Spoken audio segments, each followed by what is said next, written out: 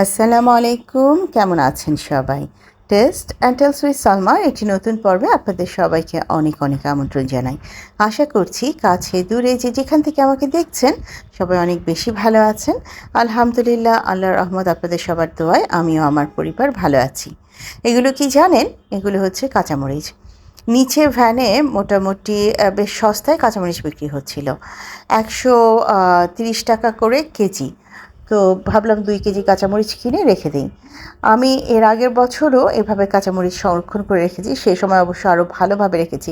কিছু পেস্ট করে রেখেছিলাম, কিছু ব্লেন্ড করে রেখেছিলাম, কিছু কেটে রেখেছিলাম। এবার তা করছি না, জাস্ট প্যাকেট করে করে রেখে দিচ্ছি।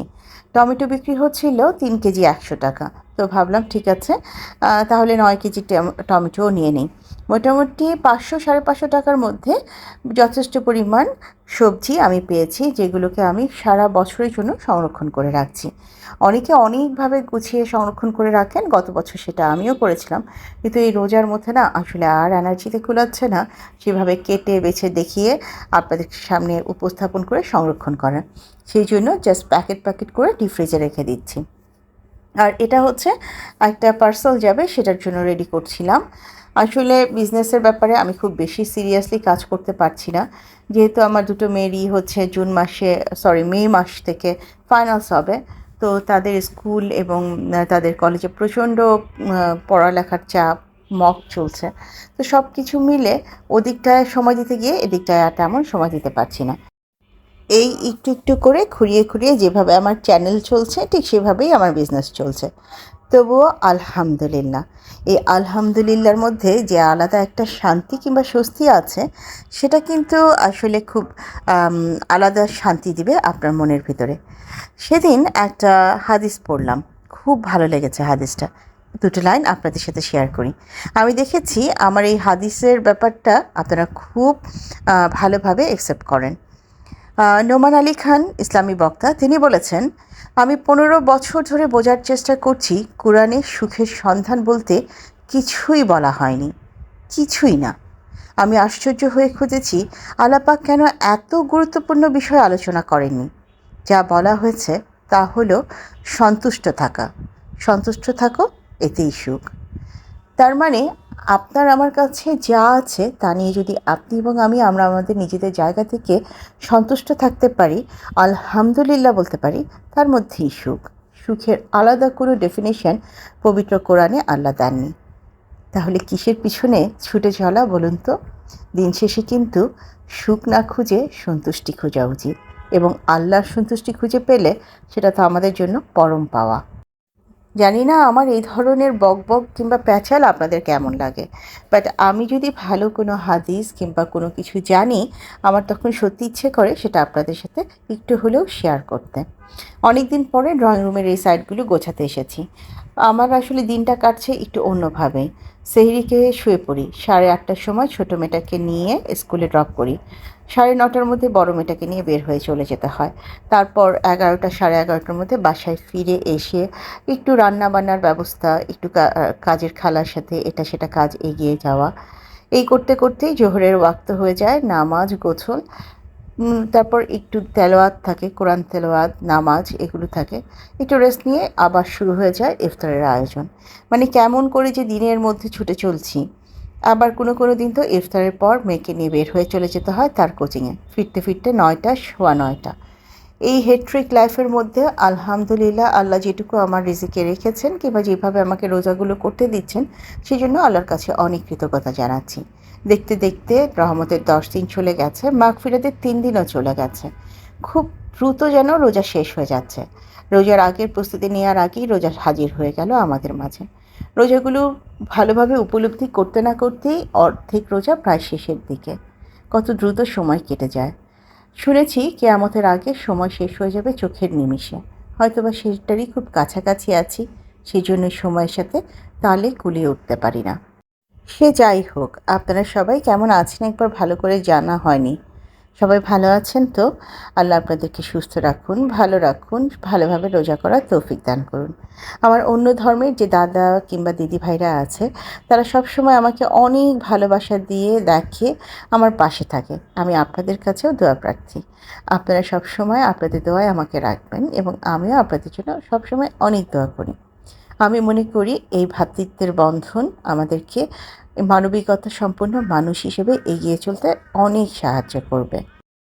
বেশ কিছুদিন পর ড্রয়িং রুমের এই অংশগুলো পরিষ্কার করছি। জানেন, অনেক ধুলো কোণায় কোণায় জমে আছে। ব্রাশটা দিয়ে একদম খুঁচিয়ে খুঁচিয়ে তারপর পরিষ্কার করতে হচ্ছে। আসলে যত্নেই সব কিছু ঠিকঠাক থাকে। বলতে গেলে প্রায় ৮-১০ দিন হয়ে গেছে আমি ড্রয়িং রুমের এই অংশগুলো এভাবে সরিয়ে সরিয়ে পরিষ্কার করিনি। জাস্ট উপর দিয়ে একটু করে ডাস্টিং করে গেছি, কিন্তু সব সরিয়ে একদম কোণা থেকে ধুলা ময়লা বের করে এনে যে পরিষ্কার করা, যেটাকে ডিপ ক্লিন পরিষ্কার বলা যায়, সেটা আর করা হয়নি। তো আজকে যখন পরিষ্কার করতে এলাম তখন দেখলাম আসলেও অনেক বেশি ধুলা ময়লা জমে আছে, আর সেই সাথে আমার ইউনির ছোট ছোট লোম। ইউনির কিন্তু অন্যান্য বিদেশি বিড়ালের মতন এক গাদা লোম যে পড়ে সেটা না, তবে ছোট ছোট বেশ কিছু লোম ইউনি যেখানে শুয়ে থাকে সেখানে পড়ে থাকে। তা ওইটা পরিষ্কার করার জন্য আমাদের আলাদা আরেকটা ব্রাশ আছে, আমরা সেটা ব্যবহার করি। আজ এতদিন পর ড্রয়িং রুমটা গোছাতে এসে দেখলাম আসলেও প্রচণ্ড এলোমেলো নাজেহাল অবস্থায় রয়েছে আমার সোফা এবং ড্রয়িং রুমের বিভিন্ন কিছু। সেটাকেই কিছুটা পরিষ্কার করে গুছিয়ে নিয়েছি। এটা কিন্তু একদম ইফতারের আগের অংশ। আজকে আমরা ৩ জন ইফতার করছি। আমার হাজব্যান্ড তার অফিসিয়াল কাজে বাইরে আছে এবং সে ওখানেই ইফতার করবে। তো আজকে আমরা ৩ মা বেটি মিলে ইফতারটা করব। আর আজকের ইফতার একদম সহজ ইফতার যেটাকে বলে। কোনো রকম খুব বেশি ভাজাভুজি ঝামেলায় যাওয়ার ইচ্ছে আমার নেই। যত শর্টকাটে ইফতার শেষ করে ফেলানো যায় সেই চিন্তাভাবনাই করছি। প্রথমে একটু শরবতটা করে নিচ্ছি। অন্যান্য দিন এই শরবত খেজুর এই দায়িত্বটাই থাকে আমার বড় মেয়ে, কিন্তু আজকে বেচারা অনলাইন ক্লাসে আছে। যথারীতি সে তার ওই পড়াশোনা এবং সব কিছু নিয়ে ব্যস্ত, সেই জন্য আসতে পারছে না এই দিকটায়। আর ছোটো জন সে তো স্কুল এবং রোজা দুটো মিলে এত নাজেহাল থাকে যে এই টাইমে তাকে ডেকে তুলে কোনো কিছু করানো কিছুটা অসম্ভব হয়ে যায়। তো ওদের ভরসা না করে আমি আমার মতন এখানে খেজুরটা রেডি করে যাচ্ছি, শরবতটা বানিয়ে গুছিয়ে টেবিলে রেখে চলে যাচ্ছি। যেহেতু ৩ জন মিলে খাবো, আমাদের আজকের প্ল্যানিংটা হচ্ছে আমরা একটু পরোটা খাবো, একটু ডিম সিদ্ধ খাবো, সাথে বেগুনি আর নাগেট এই টাইপের হালকা পাতলা যা আছে সেগুলোই খাবো। একেবারে রসিয়ে কষিয়ে সেই বুট বড়া বেগুনি সব খেতে হবে এমন কোনো কথা নেই। তবে আমি যেহেতু টিপিক্যাল বাঙালি, আমার একটুখানি বুট লাগবে, যেটা অলরেডি ফ্রিজে আছে, এবং আমি ওটা গরম করেই খেয়ে নেব বলে চিন্তা করেছি। এখানে কিছুটা চিড়াও রিফিল করে নিচ্ছি। আমার বড় মেয়ে বলেছে সে চিড়া দই কিংবা চিড়া দুধ কলা এগুলো খেতে চায়, যেগুলো খেলে শরীরটা একটু আরামে থাকবে। আসলে রোজা রেখে যেহেতু ওকে কোচিংয়ে দৌড়াতে হয়, ওকে একটু এই টাইপের খাবার দেওয়াটাই ভালো। তো বেশ কিছু চিড়া কিনে এনেছিলাম, সেটাকে রিফিল করে রেখে দিচ্ছি। আর আজকে কিন্তু আমি খেজুরগুলো সার্ভ করেছি আমার যে সুন্দর ফ্রুট শেপ সসার আছে সেই সসারগুলোতে। আমার কাছে কিন্তু এই সসারগুলো অ্যাভেলেবেল আছে, আপনারা চাইলে সেগুলো নিতে পারেন। যাই হোক, খাবার টেবিলের ইফতারের এই অংশটা মোটামুটি গুছিয়ে রেখে এখন এক ধরে সোজা চলে যাব রান্নাঘরে। একটু একটু করে ইফতারের আয়োজন করতে হবে। অল্প একটু বেগুনি করে নিচ্ছি, কারণ আমার ছোটো মেয়ের বেগুনি খুব পছন্দ, তো ওর জন্য শুধুমাত্র একটু বেগুনি করলাম। আজকে কোনো বড়ার ঝামেলায় যাব না।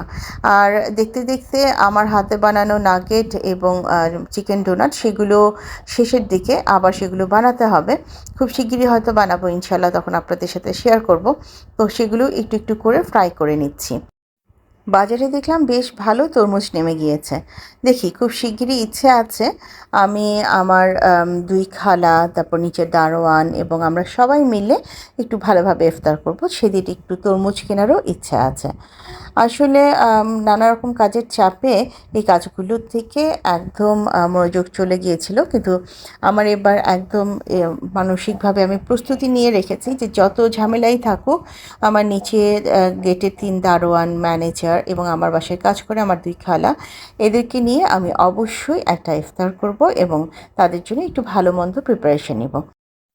এই তালিকায় অবশ্য আরও দুজন রিকশাওয়ালাও অ্যাড আছেন। তারা রেগুলার আমাকে এবং আমার মেয়েকে রিকশার ডিউটিটা করেন, আমাদেরকে কোচিং সেন্টারগুলোতে নিয়ে যান, নিয়ে আসেন।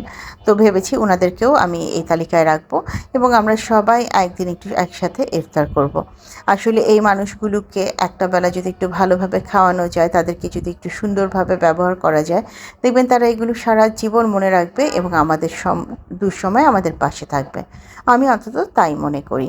আর তাদেরও তো হক আছে, তাই না? তাদের হকটা আদায় করাও আমাদের উচিত। এদিকে আপনাদের সাথে কথা বলতে বলতে চিকেন নাগেট, চিকেন ডোনাট এগুলো ভাজা শেষ। এখন আমি একটু কাবাব ভেজে নিচ্ছি। যেহেতু আজকে মাত্র ৩ জন, সেই জন্য ৩টা কাবাবই ভেজেছি, বেশি ভাজছি না। আর এখন অন্য পাশে আস্তে আস্তে আমি পরোটাগুলো ভেজে নিব। তবে সব কিছু অন ক্যামেরায় করা সম্ভব হয়নি। আমাদের ইফতারের টাইমটা এত বেশি দ্রুততায় কাজ শেষ করতে হয় যে অন ক্যামেরায় সব কাজ করে দেখানোটা একটু কঠিন হয়ে যায়। তো অফ ক্যামেরায় আমি পরোটাগুলো ভেজে নিয়েছি। আর এই যে আগে একটু আমার বুট ভুনা করা ছিল, সেটা বের করে নিয়েছি। আর এগ কুকারে আমি ডিম সিদ্ধ করতে দিয়েছিলাম, সেটাও আমি এখানে দিয়ে দিলাম। আর কাবাবগুলো এখানে এনে রেখেছি। বেশি একটা ভাজাভুজি করব না বললেও দেখুন কি পরিমাণ ভাজাভুজি করা হয়ে গেছে। আমি তো ট্রেডিশনাল বাঙালি, ইফতারের টেবিলে ভাজাভুজি না থাকলে মনটা অটোমেটিক্যালি খারাপ হয়ে যায়। আর আমার কাছে কি মনে হয় জানেন, আসলে বাঙালির ইফতার টেবিলে বুট বড়া বেগুনি না থাকলে ইফতার টেবিলটা যেন বড্ড বেশি পানসে লাগে। যদিও এই খাবারগুলো সারাদিন রোজা রেখে খাওয়ার পর, রোজা রাখার পর খাওয়া উচিত না, উচিত আর একটু হেলদি কিছু খাওয়া। কিন্তু আসলে ওই যে অভ্যাস, সে অভ্যাস থেকে তো বেরিয়ে আসতে পারছি না এখনও। ইচ্ছে আছে এবং চেষ্টা আছে, দেখা যাক কী করা যায়। পরোটাগুলো দিয়ে দিলাম মেয়েদের কাছে, ওদের পছন্দের ডোনাট, তারপর কাবাব দিয়েছি, শরবতটা এগিয়ে দিলাম। আমার ছোটো মেয়ে বলছে ওর নাকি মাথা ব্যথা উঠে গেছে। ওর আসলে একটু টাফ হয়ে যাচ্ছে, স্কুল এখনও যেভাবে চলছে, সে বেচারি সেহরি খেয়ে মাত্র ঘন্টা 2-1 ঘুমাতে পারে, তারপর উঠে আবার স্কুল থেকে বের হয়ে এসেই একটু গোসল করে নামাজ পড়ে আবার কোচিংয়ে চলে যেতে হয় তাকেও, সেখান থেকে এসে একটু রেস্ট নেয়। তো ওর উপরেও আসলে একটু চাপ পড়ে যাচ্ছে। যাই হোক, যে সবাই যার যার মতন খাবার নিয়ে ইফতার নিয়ে বসে গেছে। আর টিভিতে অলরেডি দোয়া চলছে, আমরা অপেক্ষা করছি আজানের জন্য। আজকে একদম চেষ্টা করেছি সহজ ইফতার খেতে, কোনো ঝামেলার ইফতার যাতে না হয় সেটাই চেষ্টা করেছি। জানি না আপনাদের কেমন লাগছে, তবে আমি যেহেতু টিপিক্যাল বাঙালি, আমার প্লেটে একটু বুট থাকতেই হবে, একটু বেগুনি থাকতেই হবে, তা না হলে আমার মনটাই খারাপ হয়ে যাবে। তা আমি আমার মতন করে সব কিছু গুছিয়ে নিচ্ছি। আর অন্যদিকে আমি কিন্তু ইফতারে বসেছি যখন, তার আগেই চুলায় চায়ের পানিটা চড়িয়ে দিয়ে এসেছি। আমি জানি না আপনারা কি করেন, আমি কিন্তু ইফতারটা শেষ করে আর কিছু খাই বা না খাই, 1 কাপ চা আমি খাবই খাবো। এটা ছাড়া আমার কোনো এনার্জি কাজ করে না পরবর্তী কাজ করবার জন্য। বাস আজান হয়ে গিয়েছে, খেজুরটা খেয়ে এই যে আমি আমার মতন বুটবুড়ি মাখিয়ে নিচ্ছি। আপনারাও চলে আসেন আমার সাথে, আপনারাও ইফতার করবেন সেই জন্য। আর অন্যদিকে আমার চাও প্রায় হয়ে গেছে। আজ এ পর্যায়ে থেকে আমি আপনাদের সবার কাছ থেকে বিদায় চাইছি। আমার নতুন বন্ধু, পুরনো বন্ধু, যে যেখান থেকে আমার আজকের ভিডিওটি দেখলেন, ভিডিওটি ভালো লেগে গেলে আমাকে লাইক, কমেন্ট, শেয়ার এবং সাবস্ক্রাইব করে এগিয়ে যেতে সাহায্য করবেন। যারা প্রথমবারের মতন দেখলেন, ভিডিওটি ভালো লেগে গেলে আমার বন্ধু হয়ে আমার পাশে থেকে যেতে পারেন। আপনাদের সবার সাথে আবারও দেখা হবে আরও একটি নতুন পর্ব নিয়ে। সে পর্যন্ত সবাই অনেক বেশি ভালো থাকবেন। চলে আসুন, 1 মগ ভর্তি করে চা নিয়ে এসেছি, সবাই মিলে না হয় চা খাবো, তবে চা খাওয়ার আগে অবশ্যই পানিটা খেয়ে শেষ করব। আজ এই পর্যায়ে থেকে আপনাদের সবার কাছ থেকে বিদায় নিচ্ছি। আবারও নতুন কোনো পর্বে দেখা হবে, নতুন কোনো গল্প নিয়ে। আল্লাহ হাফেজ এবং আসসালামু আলাইকুম।